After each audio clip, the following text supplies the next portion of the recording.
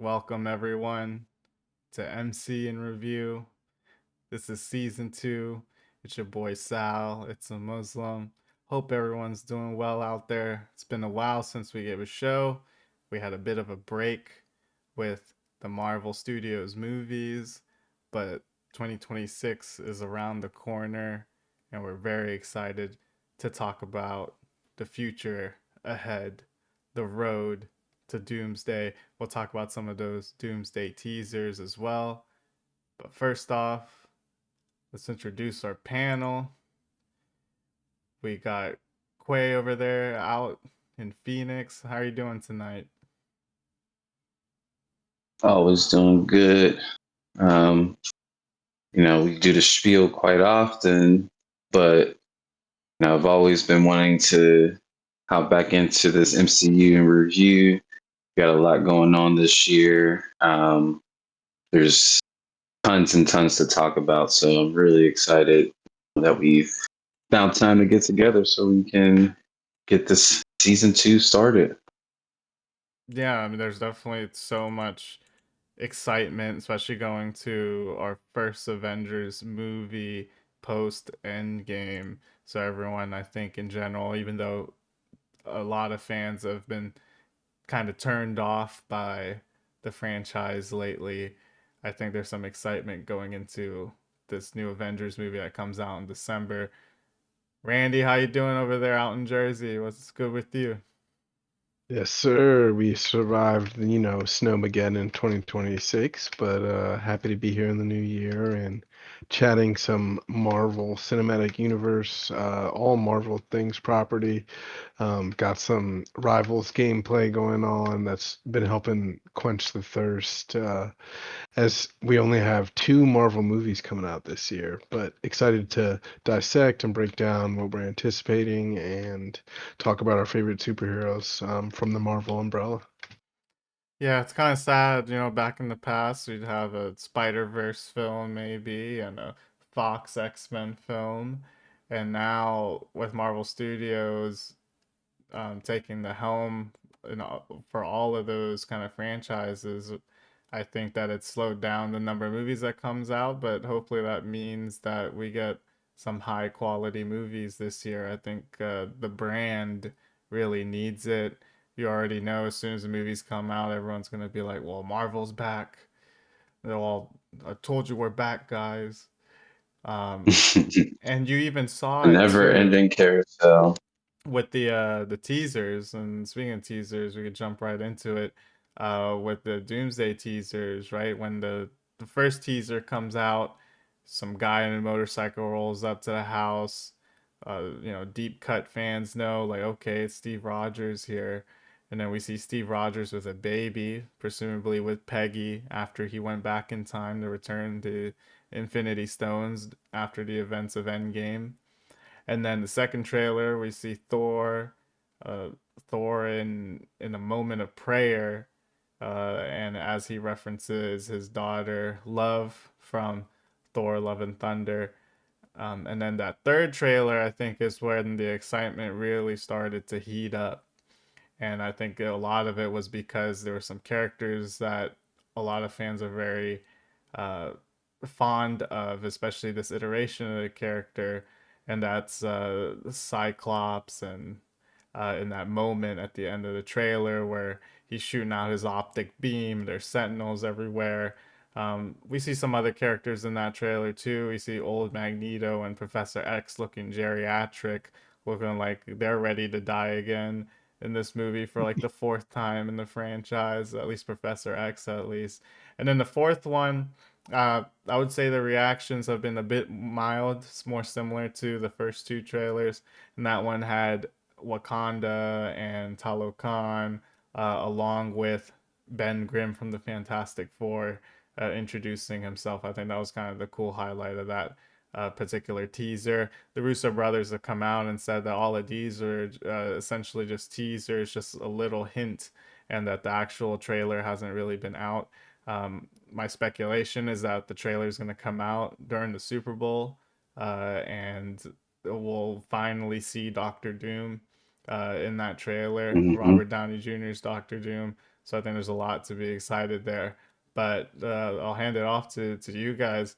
Uh, what do you think? Is this movie going to surpass Avengers Endgame's worldwide box office totals, which sits right now at 2.79 billion worldwide, or is this going to be a flop? And is this going to be Avengers midday? Adventures Midday.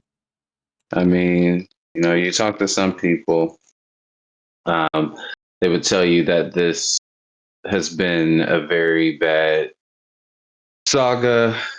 Um, a lot of people felt as though there was too many misses, not enough success. I would argue, we talked about this plenty of times, that there is more success than, or should I say, comparable success, sorry, to the early phases as well.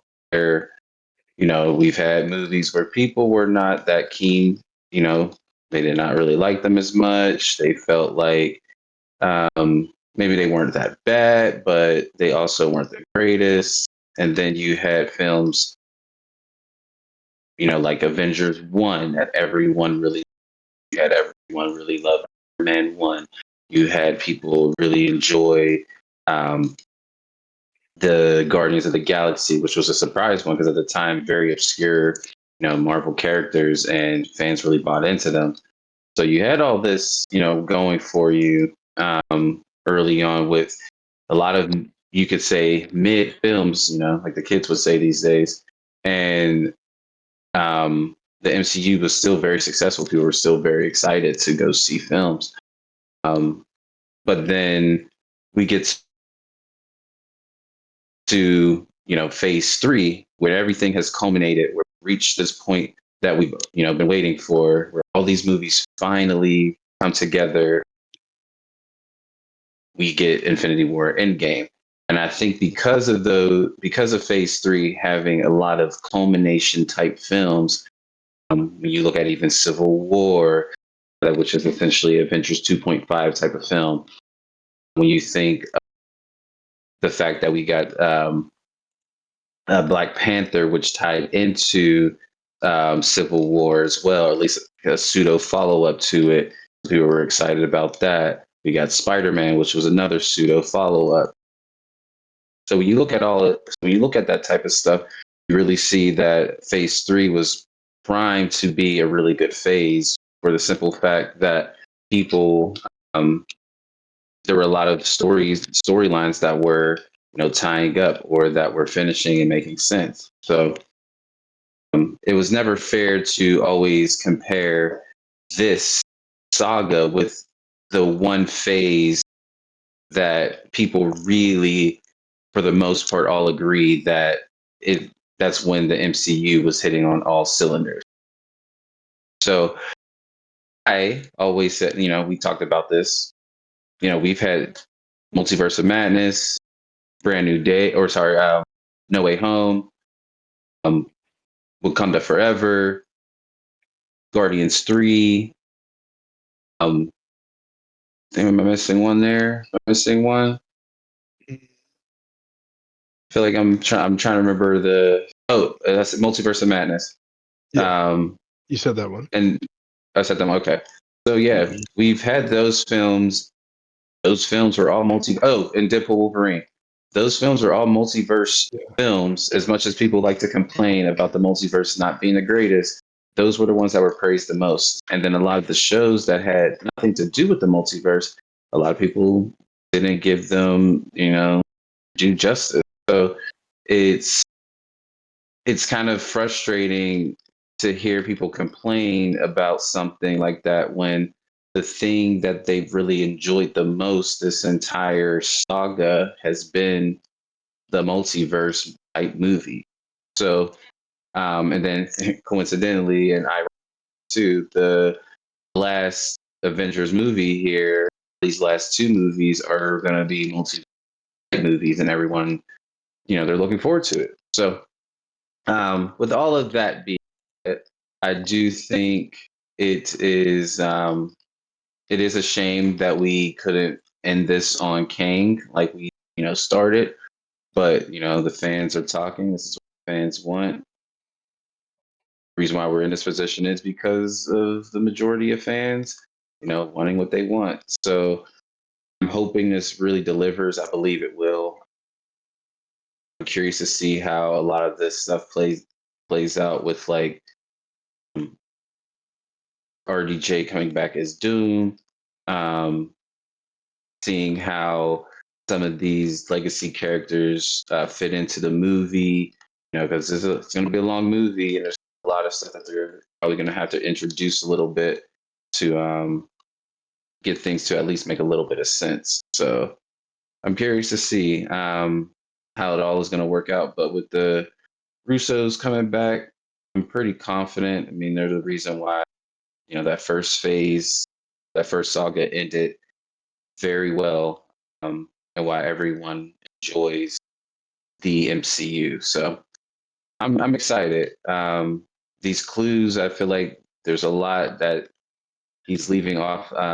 He's leaving on the table. I have no idea, like exactly what is going on, what clues we're meant to look for in this trailer. But like I said, I'm super excited for what's in store. Yeah. On my end, I think just as the pieces of the puzzle start to come together, I'm very much like a person who likes to theorize or speculate on these things. Um, and I'm totally happy spoiling myself in the process, especially when it comes to like Marvel and comic lore. Um, when they are putting it into these motion pictures, there's always a certain degree of like adaptation that needs to occur, and it's just always interesting seeing what combination they land on, and bringing in Doctor Doom and Robert Downey Jr. in particular is that, so we have these little clues, like we see these puzzle pieces, but we're not exactly sure how they're going to fit into this bigger picture.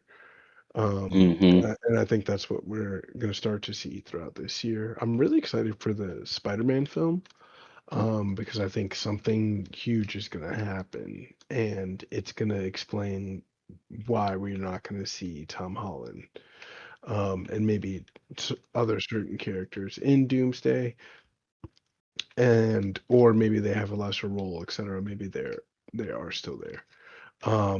But for me, the Russo brothers coming back, of course, it does give that old feeling. The anticipation following Infinity War to Endgame was so incredible. So I'm thinking we're going to get a similar feeling between July 2026 and December 2026, just leaving the theaters of Spider-Man wondering like what's going to happen next. Now, specifically on the plot in regards to Doom, it seems to be he's on his Charles Xavier looking for gifted youngsters, as we saw him pulling up on Franklin Richards. So interested to see where that goes, what it means, why Doom is after these beings, and also I'm just excited to see Robert Downey Jr. playing the role. What is it going to look like? And how is that going to manifest versus his portrayal of Tony Stark? Is there going to be, a good distinguished difference? Is there going to be, what is he as an actor going to bring to it? So excited for that.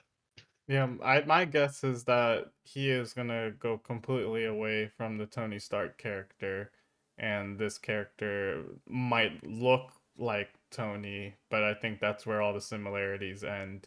I think any if they end up doing the route where this Tony variant ended up being Doctor Doom and is basically just like Tony but evil Tony, evil Robert Downey Jr. version of Tony, I don't think it'll work out that well. But if he channels some of that energy that he had on Oppenheimer, playing the antagonist and kind of scheming the entire time, I think it's gonna work out completely fine for them. The Right. I think the the bit. not to cut you off there. I think the biggest question is if he is actually the Doom from the Fantastic Four's universe, or if he is truly a Doom variant. Because I'm wondering, we had that scene in Fantastic Four where we see Latveria and no one's sitting in the chair. Obviously, Doom should be sitting in the chair, but he's not there, and that could be a hint that it is because he was out scheming already. And that is Robert Downey Jr. Doom, but then if not, then that also begs some questions of, what is this? Because the biggest thing that they keep talking about, with the rumor of why RDJ is back is because he's the only person that could play this version of Doom. And I think that is the mystery too that I'm interested in seeing. Like, what do they exactly mean, Hmm. and how it ties into the events of Endgame and the snap.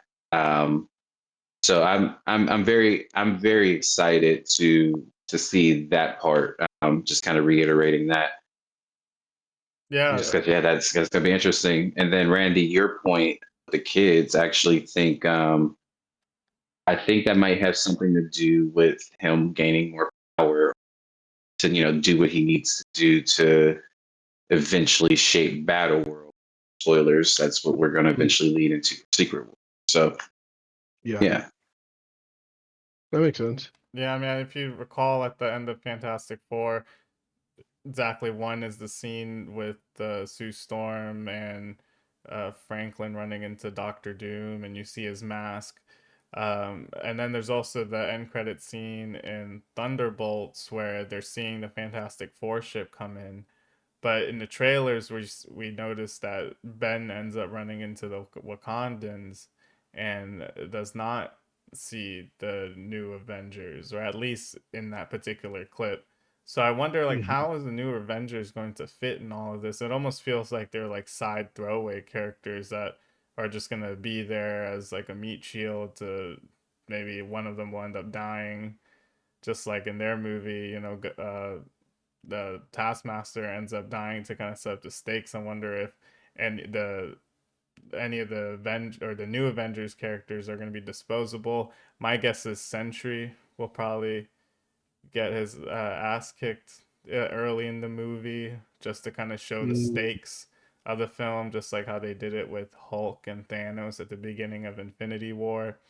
And then the end credit of Captain America: Brave New World, where he is basically being told about the different worlds and universes. Uh, he gets basically told about that. So all of that's all culminating in Doom. I think a part of me wishes that we were sticking with Kang, but it is what it is. I think this is the best pivot that they can make, considering the situation in the real world with the actor Jonathan Majors, and then also considering that the fan base wants to go in this particular direction here. So and it's interesting that all of the projects next year, I think all of them will tie into Doomsday in some sort of way, or lead us to Spider-Man. So I think that's a good transition for us to go into. So tonight, right now, we're filming this at 3 a.m. on the East Coast, midnight over in Pacific, which means that on Disney Plus, I think it's available now. Wonder Man comes out, and then we're expected to see Daredevil Born Again season two in I think March, and that will have Jessica Jones from what we've seen from the set photos. Maybe we'll see other Defenders like Luke Cage and Iron Fist as well. We're supposed to get that Punisher special presentation. It's still unclear whether that's going to be before Brand New Day or after Brand New Day, but my guess is it's going to be a story that leads into Brand New Day. So I think Daredevil will lead to the Punisher special presentation. That will then lead into Brand New Day. And then that will eventually get us to Doomsday.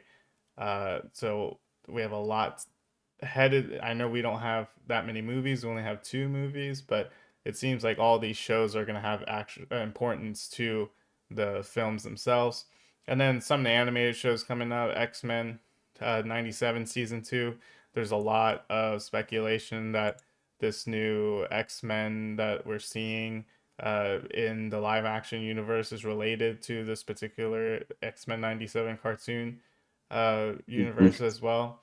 And then you also have a Friendly Neighborhood Spider-Man, who I thought season one was excellent. We did a show on that last year, and I really enjoyed it, especially the fact that it was kind of MCU adjacent, and it had events that happened but didn't happen the way that we saw it in the live action films, which was something that they kind of carried over with Marvel Zombies, which was last uh, MCU or Marvel animation show I watched, where there were a lot of parallels to what happens in the live action MCU movies, but certain things Mhm. obviously go a certain way just because of the zombie outbreak. And it was cool to see the different scenarios.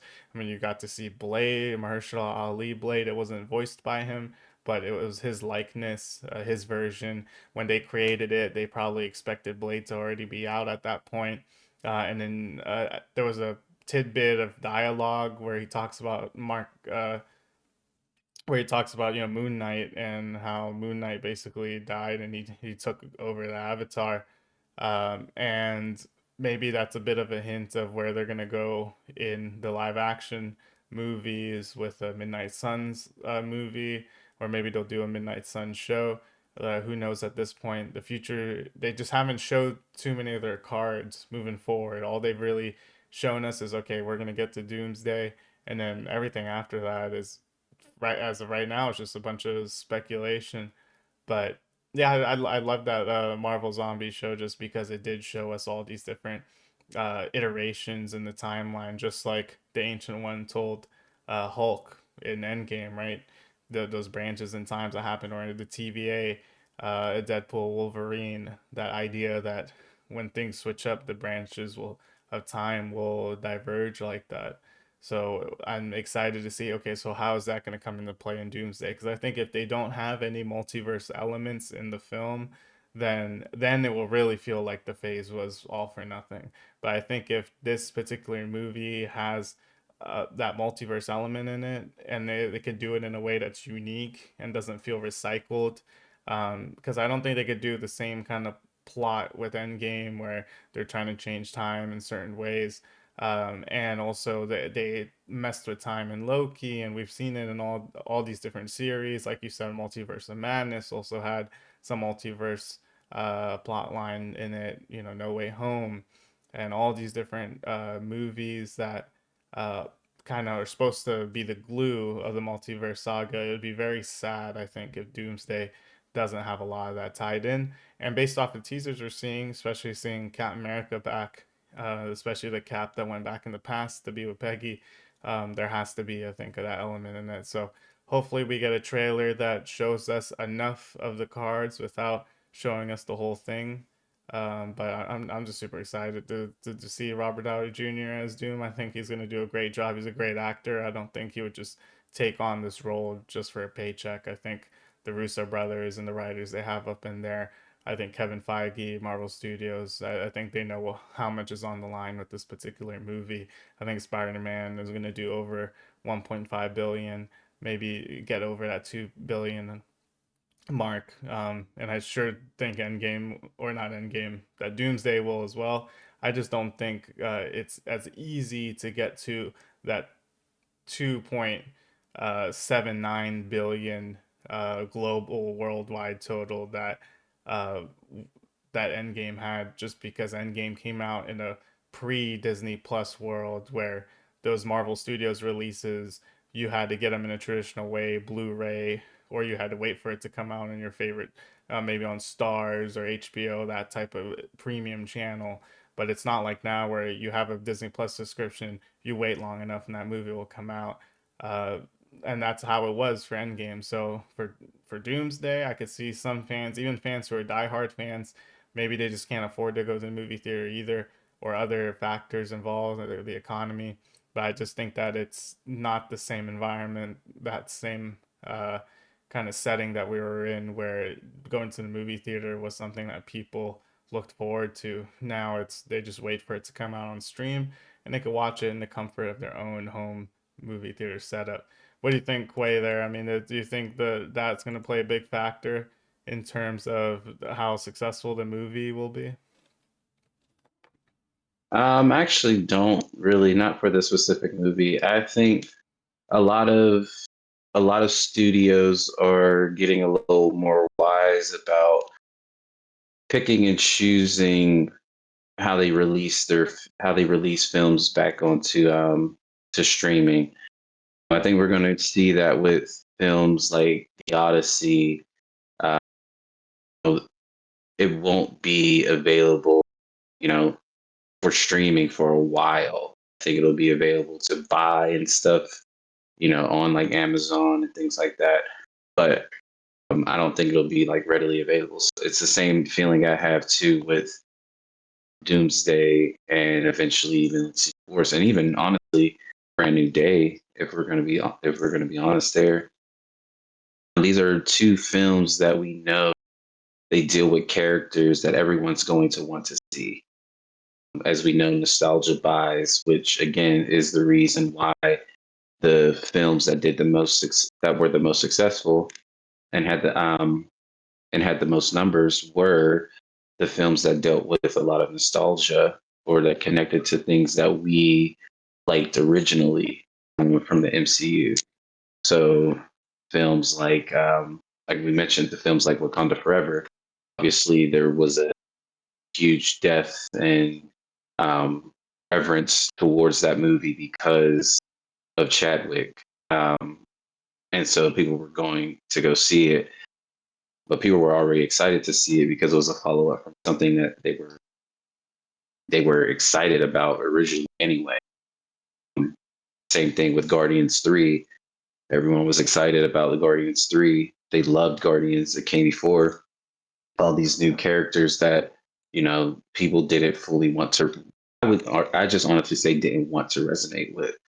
Because I don't think you have to have similarities with a character to enjoy them. And I think a lot of characters that had their own shows or even had their own movies, Shang-Chi, or even a Mala, um, Yeah. Monica Rambeau. I think they all were good characters. Their shows were good. They were all interesting, but again, people just didn't want to because they wanted what they wanted. As we see here, oh, give me Cyclops in the blue and yellow spandex, and we get Cyclops blue and yellow spandex maxing out, an optic beam. So it you can tell they're doing all of the repairs and trying to make sure they like buff up this image here that um honestly I say like the fans created. They didn't give the MCU enough grace. Yes, there were some bumps in the road, but I think a lot of these bumps in the road more so came from just natural fan reception, not like again not wanting certain things, um, and then also having a writer strike and then a global pandemic slow things down. So they were with they had their hands behind their back and they had to do what they had to do, maybe releasing things out of order, which made it seem like a lot of things were chaotic, didn't connect and work and everything like that. But again, because we're at a point where the fans are more excited again, and this is hitting on all the nostalgia beats, this movie will be seen in theaters. Um, I don't expect it to necessarily make as much money as Infinity War and see how that plays out. But I can easily see it doing a comparable number. Um, maybe low two billions to about the mid 2 billions once it's all said and done. But yeah, I think this is a movie people will go see in theaters multiple times. Um, because while less people are going to the theater, uh, people will still show up for movies that are a culture event. So Yeah. we'll They definitely see that happen. they don't want to get the FOMO. fear of No. missing out on what everyone else is talking about. I have the box office worldwide lifetime gross up on the screen right now. And when we look at the MCU movies, the top dog obviously is Avengers Endgame at 2.79 billion. And then the second one is Avengers Infinity War with just over $2 billion.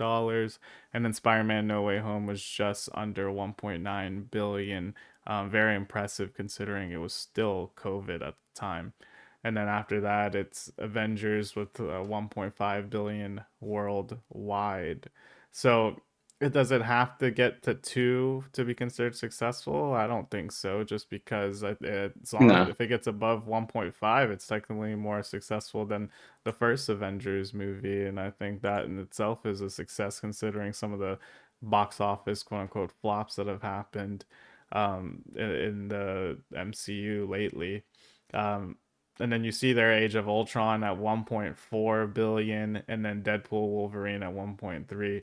So it just shows that even in 2026, even in phase four, phase five, the movies can still pull in over $1 billion, and it can just rely solely on nostalgia to get it done too. It doesn't have to have a plot that Hmm. takes us anywhere in terms of pushes the plot forward and the overarching plot of the Marvel Studios. It doesn't have to do that at all.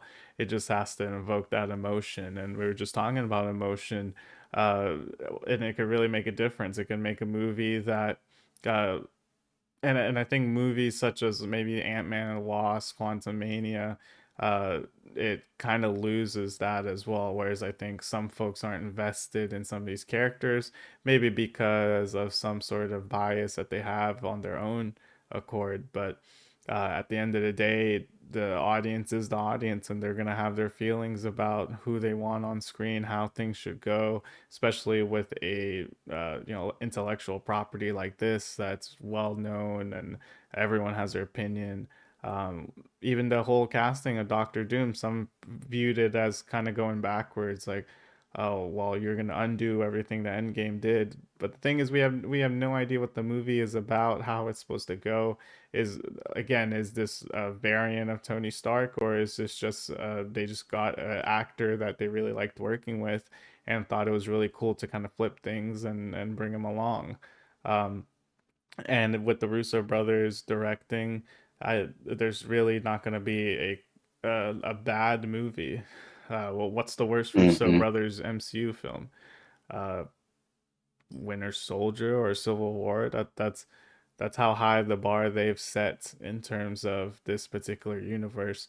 I know that they haven't done too well in terms of movies outside of the MCU in terms of critical reception, but at least the framework that Kevin Feige gives them with these characters that they seem to really love. I think there's a lot of quality work ahead of them with Doomsday. Um, are they supposed to do Secret War as well, or Hmm. Yeah, Secret Wars is a follow up. That's why that's why everyone's not going to be in this movie. Everyone will be in Secret Wars. yeah? And yet we're supposed to find out whatever happens in Brand New Day will explain why Spider-Man and Hulk will be in Brand or in Secret in Doomsday.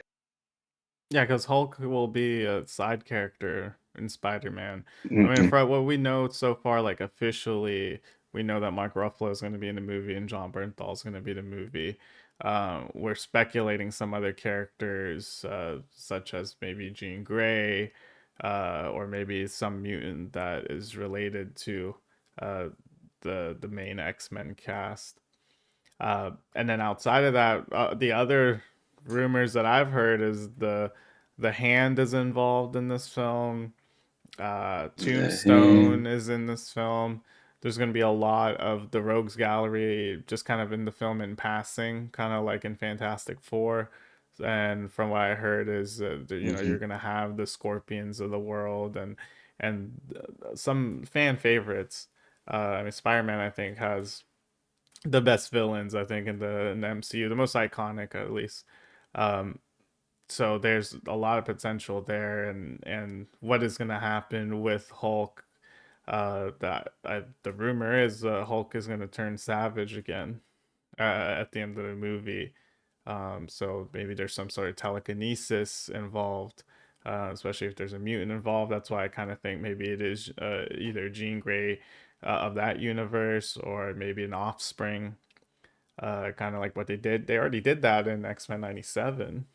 It wasn't with Jean Grey, but Mm-hmm. it was with the clone that Mr. Sinister did, Madeline Pryor. Yeah, So Madeline. so I wonder if they're gonna kind of play on that, or again, there's also those rumors that like that universe is this universe, or maybe again one of those universes that's like adjacent to their universe. Um, but yeah, either way, the nostalgia is gonna be kicking 1,000, and I know for myself, I would say Spider-Man, that Tobey Maguire Spider-Man was very impactful, but I really, really remember watching that first X-Men movie. I know X2 is kind of the better movie overall, but the feelings and nostalgia I get from watching that first X-Men film, I know that it has its flaws too, but I just loved every beat in that movie, and that's a movie that Kevin Feige is tied to, right? That movie and Spider-Man. So there's just a lot. It's everything is coming full circle here, not just for us as the fans, but for the people who are creating these movies, who, like Kevin Feige, have been around essentially all of our lives, not in the capacity that he's in today as a producer of Marvel Studios, but it really shows that if you put people who love the source material behind the lens, it'll come out to be great. And a movie like X-Men didn't have as big as a budget as like the Marvel Studios movies now, but it still had like that heart and soul. And even if they didn't adapt it in ways to to kind of match the technology they had at the time, I watched that movie today and I really enjoy it. So I can only imagine they're gonna go all out and bring all that back. I mean, Alan Cummings is supposed to be back as Nightcrawler. Um, One casting that I was very surprised at is Channing Tatum, supposed to be back as Gambit in this movie. Yep. So is it the universe that we all love? You know, the ones from Days of Futures Past, whether it's the first timeline, second timeline, first class timeline. Uh, I don't know, but I do know that at least the I likeness of the characters are gonna be, those characters, those actors. I think it's actually, we talked about this a little bit. I think it's going to tie in a little bit more with X-Men '97 type characters. So I've always had the rumor. I always had the theory that X-Men '97, while it's going to have its own run still, once we get like a live adaptation, I think like live adaptation of the X-Men back in the MCU with Phase 7, I do believe that those will be kind of the X-Men that we're going to be somewhat familiar with. And the only reason why I say this is for those who aren't familiar, what Secret War is supposed to happen. And again, spoilers if you don't want to, know this, but things reboot after Secret Wars. I mean, it's not a secret, it's out there. Kevin Feige has talked about it, but this happens in the comics. There's going to be a reboot where to have characters from different, maybe a Captain America from this different universe, and he'll be the new Captain America in our main timeline. Maybe Sam will still be Falcon, maybe not. Maybe we'll have, a new Black Widow, a new Natasha Black Widow, while Yelena's still there. Um, that way we can get new stories where we have a new Cap, and then obviously X-Men are coming around. We can do a Marine and like a Captain America movie. Um, they both were in World War II. You can easily do a team up type movie, even have them potentially meet, encounter the Panther of that era, that time, which would be, I guess, T'Challa's grandfather. So that would be like a really cool thing that they could do too, just with all these characters returning, coming back, and different team ups and stories that don't have to necessarily tie into anything. They can just be movies that tell different stories, which I think that's the other thing the MCU wants to kind of get back to is not always having a lot of interconnectivity. You know, you can have a movie like Wolverine, Captain America takes place in World War II era, and you don't have to focus on what's going on in the future. Obviously, you'll have to make sure certain continuity things connect, like for the bigger universe, just little details like that. But outside of that, you can start telling little stories like that. And that's why I think it's the X Men 97 X Men that we're going to kind of see live action because they have already interacted with all of the different Marvel characters in their universe. Iron Man is in their universe and they're familiar with him. They know about Cap, they know about Iron Man. So the Avengers obviously exist too, or at least potentially could eventually exist. So I think that's also going to lead to a inevitable X-Men versus the Avengers sometime during that next phase in the mutant saga. So I'm really excited for this reboot for that reason, just because yeah, it's going to be cool getting those type of stories again. The X-Men characters that I think we could also potentially follow a different iteration, like you said, of the X-Men after Days of Futures Past. You know, the timeline rebooted, and we just have a little bit of different characters, such as them having um, Maria Rambeau in their universe. Um, would be like really cool to see. Oh, okay, this is an iteration of that X-Men, but we're seeing other, X-Men that would eventually join the team or have been a part of the team. And I think that also makes the most sense just because of how the Marvels ended, which again, underrated movie that I think gets Yeah. way too much hate. So, but yeah, so I can't wait to see what happens from here. Savage Hulk is going to be nice to see in Brand New Day again. I'm not one to say that his character was wasted. I think there's only so much you can truly do with a Savage Hulk. You can't have him just be savage in every single movie. I think that would get stale. So you would have to have some point in which he's somewhat humanized, and maybe that's what people wanted. Maybe they wanted more Car Hulk to kind of stay around. And maybe that's what we'll get, closer to again once Banner goes back into Savage Hulk mode in this movie for whatever reason. Maybe the reason it happens, he kind of loses the Professor Hulk balance. And so when he turns into the Hulk, it's going to be like a Hulk was on Sakaar. And maybe Yeah. that's what people want to see, like a Hulk on Sakaar actually develop and grow as a character. So, well, it'll be interesting to see. Yeah, also feel like people didn't like how the Smart Hulk was very far removed from Savage Hulk in terms of just like the physical just Mm-hmm. aggression. I think the scene in Endgame where they show up in New York and he's like embarrassed by it, which I think is also just I think it's a normal reaction from a human, to see past behavior. How many of us could go back 15 years in the past and look at ourselves and kind of cringe a little too. So I think that was what the emotion they were trying to invoke. I thought it worked out, but for some fans, they were just like, I want to see Hulk be a savage and smash things, and this Hulk is low T and not getting it done. So that's I think where the disappointment comes. But um, I guess before we kind of conclude everything, I kind of wanted to circle back on just like phase four, phase five, where it's gone so far. And we were talking about the Marvel Zombie show, and I want to talk about Hulk in particular there because in that show, Hulk plays such a major role. Hulk is the one who's holding all of the cosmic energy, and he's the one that has to take that burden.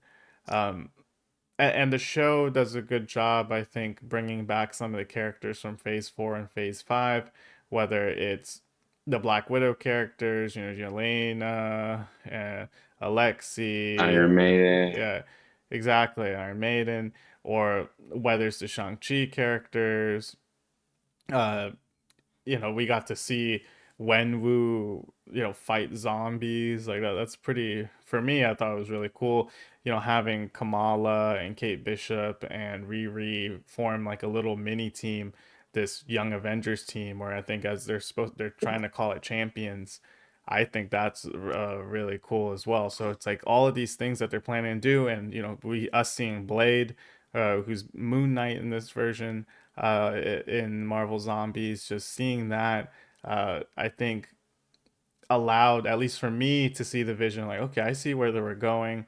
I wish that they were able to do these things. I wish we got that Blade movie, but maybe the movie that they came up with was just not that good, and they just knew it. And it was like, well, we're not gonna make this movie. This movie's not that good. We need a better story.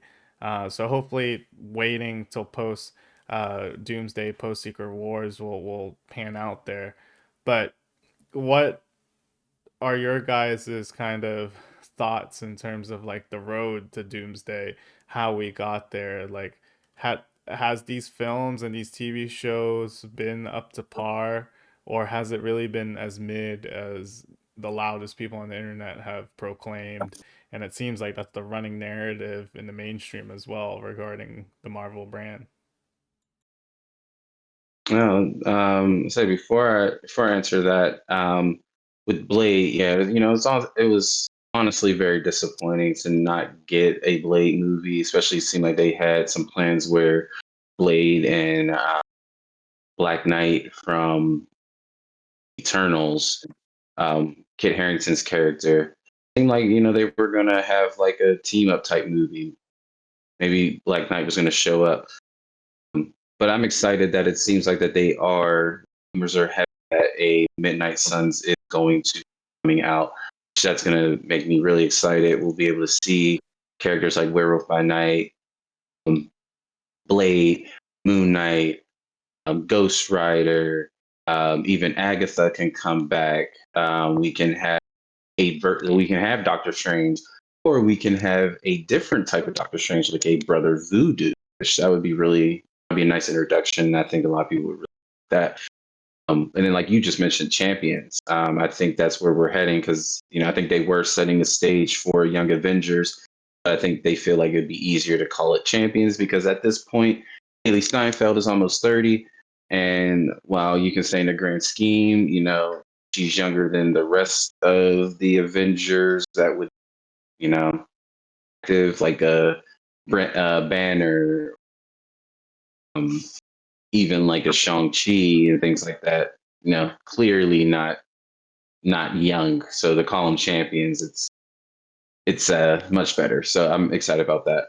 But the road to Doomsday, again, I, I was one of those people, as you mentioned earlier, that felt as though the pivot was a desperate move. And I think two things can be true. I think it could be a desperate move, and I could also say that it's what the fans want. Um, it's clearly what the fans have been begging for. Every single comment I left on different YouTube videos, different IG reels, and you know, Facebook posts, whatever. Reading every single one of those comment threads, the underlying thing was nostalgia, and a lot of people kept saying, "Oh, MCU has fallen off since Endgame. It hasn't been great since Endgame. Oh, this. Oh man, I remember when these movies were like this. Oh, the original Avengers, nothing can top that." And it's just like, okay, well, this is exactly what Disney saw. This is what Feige, took into account and said, well, it's not fully working. And again, I think there's a lot of grace that they have to give themselves and that we have to give them for the fact, again, global pandemic, a writer strike. Um, they had to do what they had to do in a lot of different cases. There's why there's a lot of reshoots, why rewrites, for things to make sense for as they were kind of unraveling and unfolding as different things came out. and new information was revealed to the fans through the shows and movies. And so, it's a little bumpy just for the fact that those two big major events kind of affected a lot of things, and then fan reception, also had an effect. And that's not saying that everything was perfect. I had my problems with some of the films. I think the biggest problem I had with one of the films was Love and Thunder, which I thought leaned too far into the comedy that was set up in Ragnarok that everyone loved. Maybe wanted because Thor was not received as well as the other characters pre Ragnarok. So, but again, the precedent was set, and we got this movie, Love and Thunder, and a lot of people didn't like it because it's too much comedy, undercuts, the movie. And I can make the argument that the comedy undercuts Ragnarok. So, but again, there's that, while the movie was great, I have personal feelings about maybe how they handled Wakanda Forever in terms of killing off T'Challa. I felt like they should have went more comics where he was more in like suspended animation. I feel like they could have gone a little bit deeper in the mythos of Boss operates, and then could have had like a level up when they were ready to cast, which, as we see, Damson Idris is going to be the new T'Challa, whether it's T'Challa Jr. aged up, or this will be a different T'Challa from a different multiverse, which, again, I said that's what they should have done anyway. So it seems like that's what they're doing. And I hope they keep the fact that T'Challa has a kid when they reboot, but he's going to be married to Storm and his kid, and they're going to have a kid, and their kid is amazing. He could be a part of the champions. So that's what I personally really hope. But I do think, again, we've seen that Feige was always able to make quick pivots early on, like the multiverse saga, or during the Infinity Saga, where he was able to literally add in, a Spider-Man movie out of nowhere, the Marvel movie, right into slated movies already ready for release. And he's like, oh yeah, we need to throw this in there. We need to throw this in there. Oh, we need to make it match this. Oh, throw him also in Civil War, and it worked.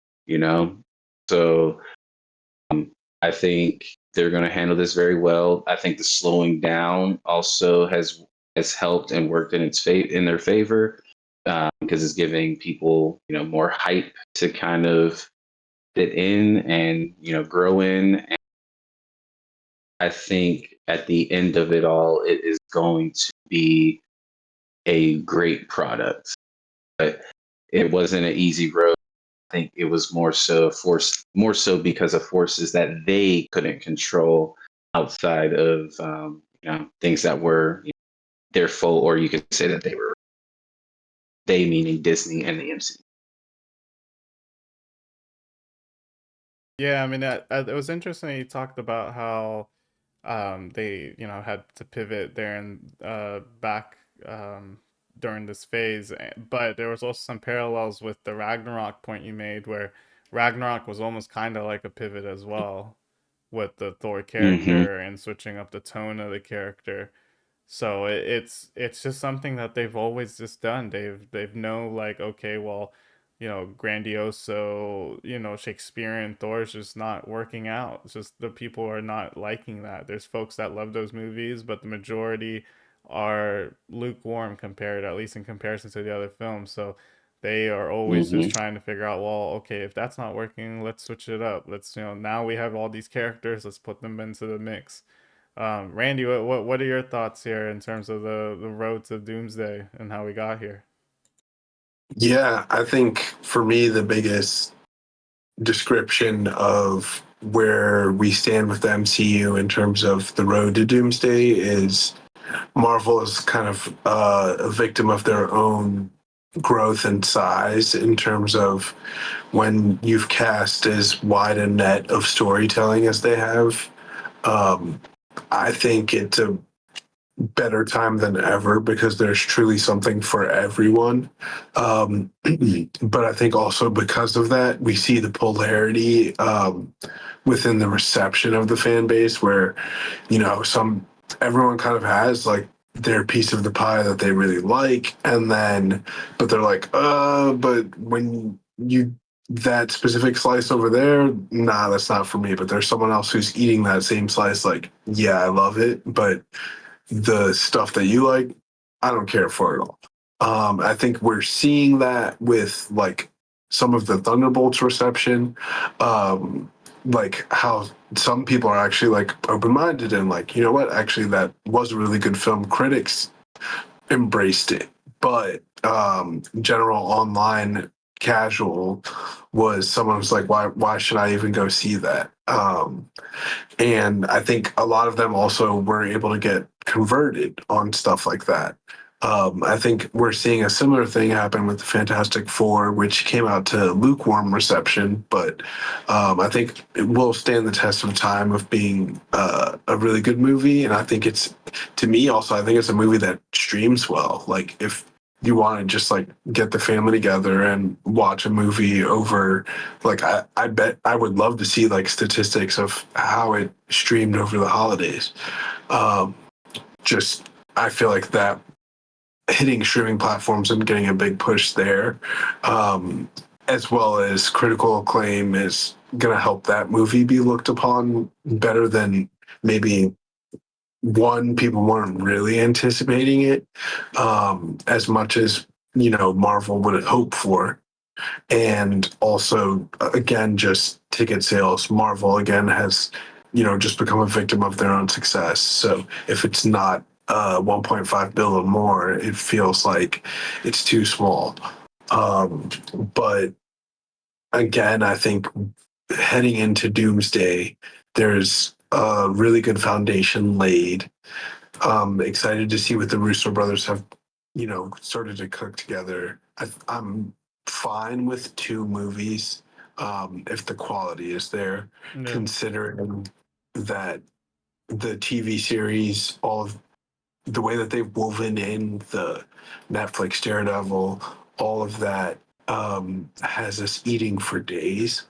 And I think it's great because it really put superheroes that wouldn't get a spot in the light.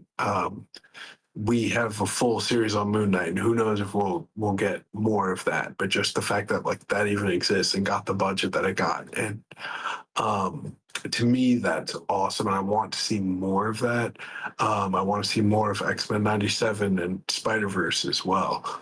Um, and Doomsday is also going to be something that can help facilitate all of that. So I'm looking forward to seeing what story they can craft to really set something up, giving me kind of Infinity War vibes. I want us to leave Doomsday like, holy shit, what is Marvel gonna cook up next? And that Mhm. anticipation that I had for Endgame was like none other. And to me, I would say looking back, I almost like loved Infinity War more because of that feeling of anticipation that it left you with. Um, and yes, of course, the shock value of like heroes losing, etc. But just the fact of like the feeling that it leaves the viewer with, like leaving that film of like, man, what's gonna happen next? Yeah. Mhm. Yeah, no, definitely, and I think we'll definitely see that then the Doomsday having that lead into Secret Wars. It's going to be I think they're going to try to replicate that feeling that Infinity War gave, and I think that, and I keep reiterating this. I think the brand and the value of the brand really depends on this year and how all these films go. But I think some of that pressure is going to get taken off their shoulders just because of Spider-Man coming in a couple months before. I think that's going to do Yep. really, really well, and then everyone is just going to be on like kind of a Marvel high. Maybe a couple months later, there will be people talking about how that Spider-Man movie wasn't really that good and how Doomsday is gonna fail. But I really do think it's a lot of content creators out there just trying to make a buck out of the divisive speech and just trying to Hmm. get people riled Yeah. up. And they probably haven't even seen any of the movies or cared to see them. Um, in the Russo brothers we trust. Like I said, there hasn't been a single bad Russo brothers film, and I don't think they would have come back to do this movie if it was just some movie that was just thrown together and didn't have much thought of.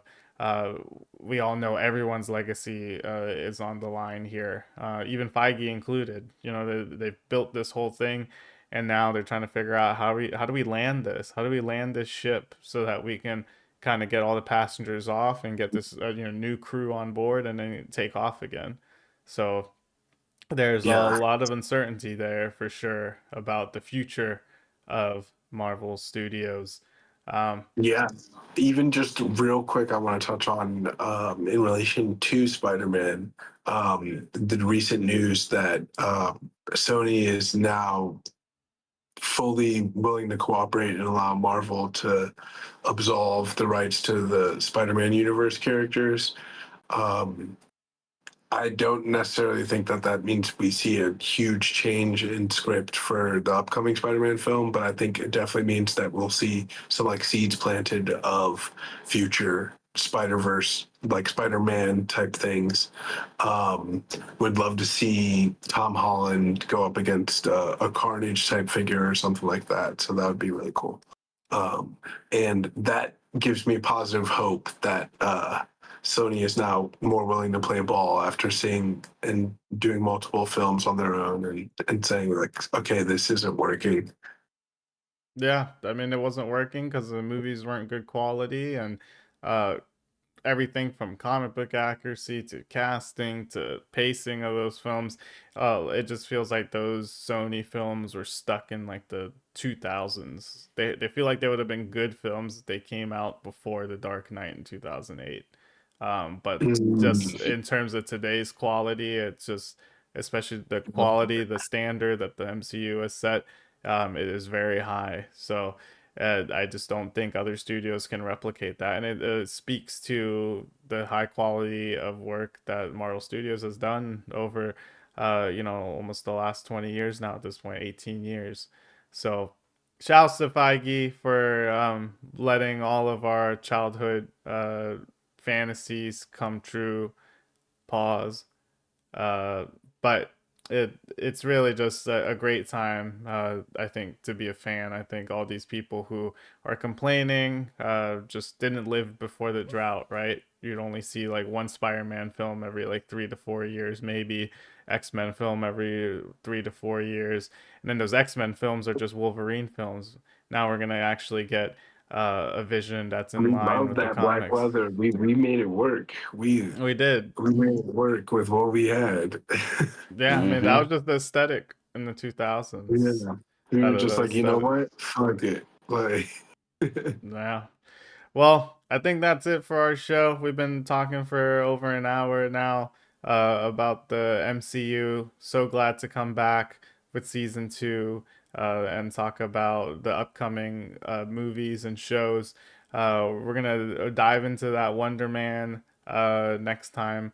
It comes out today or tonight or this morning, Right depending on where now. you are right now. So enjoy that. Yahya Abdul Mateen as Simon Williams. Looks like it's a almost like a midlife crisis type of story, trying to figure out, who you actually are here in this world. Trevor Slattery, played by the Sir Ben Kingsley, is Ben back. Kingsley. He was in Shang-Chi, right? He was the one who was the face of the terrorist organization in Iron Man 3. So that should be super exciting to see as well. And then we saw the actor that played um, the president of Bavaria in the Superman James Gunn Superman. He's also Hmm. in that too. So that I thought the trailers look good. I'm interested. All those episodes are out now. So we'll see you next time on MCU in review. Thanks to Quay. Thank you, Randy, for being on the show, giving your commentary. and hopefully we get to geek out pretty soon there after we finish up on that Wonder Man. So we got some homework to do. All of you guys have some homework to do, I think, to watch Wonder Man before we meet again next week. Sure. So, Let's Yes, do it. sir. all right, till next time. Good night, everyone. Until Peace. next time, guys. Good night.